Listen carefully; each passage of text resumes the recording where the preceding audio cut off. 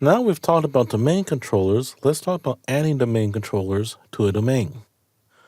The first thing you need to do is run the Active Directory Domain Services role.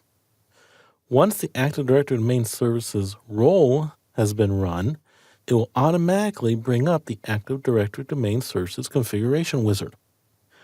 A couple of things to consider when installing Active Directory onto a domain controller is that first you need to use a static IP address for all servers that operate as domain controllers.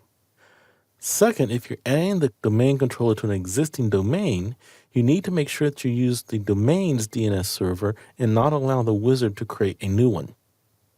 Adding the Active Directory Domain Services role does not automatically make the server a domain controller.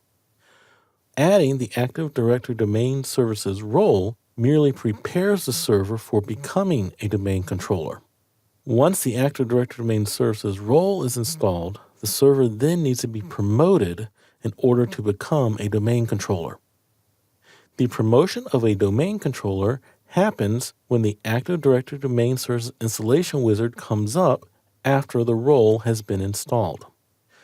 Once the Active Directory Domain Services installation wizard comes up, you'll have three options of things you can do with the domain controller. One, you can create a new forest with the domain controller. Two, you can add a new domain controller to an already existing domain. Or three, you can use the domain controller to create a child domain that is part of an already existing domain.